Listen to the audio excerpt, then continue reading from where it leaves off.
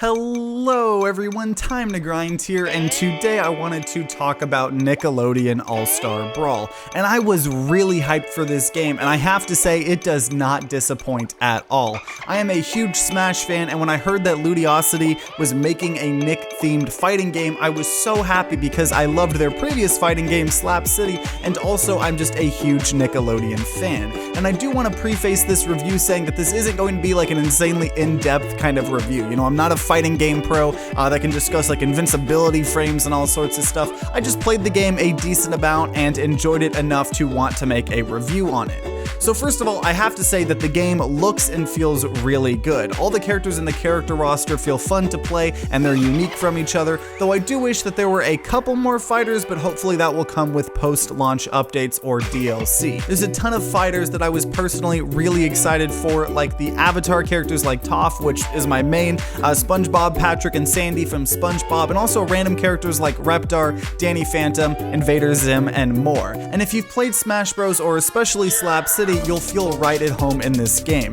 There's a couple of differences from Smash, like you can't roll, grabs are way shorter, and several other differences, but overall it plays, obviously, pretty similar. I even use my GameCube controller to pretend like I'm playing Smash, and the game handles it perfectly. Where games like Smash to me tend to feel smooth, I would say Nick All-Star Brawls does feel a little bit janky. And that sounds like a bad thing, but it isn't 100% negative. You know, there is a slight lack of polish in things like the UI, the fact that you can't make different player profiles, controller mapping gets reset sometimes, the online netcode can be a bit wonky at times, there's no voice acting, there aren't different skins for each character even when there are duplicate players playing the same character and more. And the gameplay itself does feel a bit janky at times, you know, just in terms of, you know, some moves look or feel like they come out of nowhere.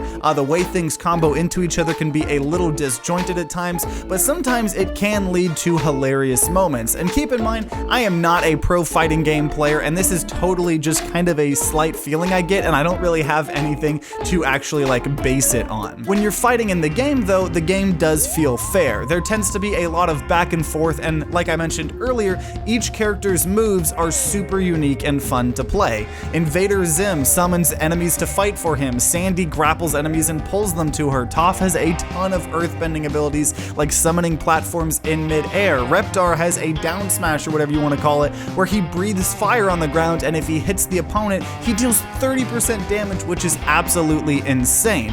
It feels like all the characters are OP, and because of that, it feels balanced, but in a really good way. You never want characters to feel like they can't do much, but almost every character in the game feels like they can be extremely powerful in the right hands. And ultimately, that's one of the most important things in a fighting game that's all about these iconic, you know, Nickelodeon characters. All you really want is all of the characters to feel unique and feel, you know, like they represent the cartoon that they, you know, came from. And I feel like that is one of the best things that the game does. You know, all the characters, their abilities have references to the shows or, you know, stuff like that. And it really feels like you're playing that character, not just a, you know, random fighting game that has a, you know, reskin of Nickelodeon characters. You can tell a lot of love and effort was put into the character designs, which is awesome. The maps in the game look breathtaking, honestly, and I love the music on a lot of them, especially the Jellyfish Fields map. That song slaps way harder than it has any right to do.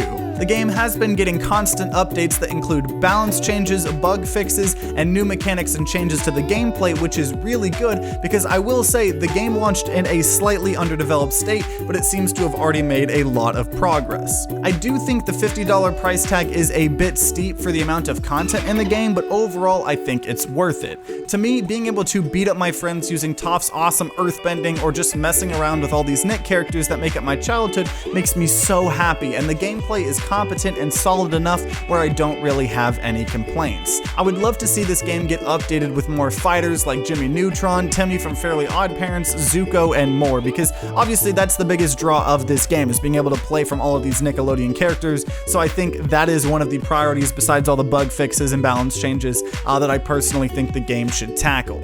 So if you are a huge Nick fan that enjoys, the gameplay of Smash Bros, I think you can get a lot of fun out of this game, especially if you have some friends to play with in real life. It's got online and, ranked matchmaking and everything, but it's always better playing with friends IRL, in my opinion, especially for this type of game. And I also made a video of me checking out the game, so if you want to see more of what the actual matches look like, definitely check that out as well. And if you enjoyed this video, then consider subscribing, ringing that bell like all the big boy YouTubers say to be notified when more reviews like this come out. And if you're going to be grinding out some Nickelodeon All-Star Brawl on your own, then I wish you guys luck, and see you all next time.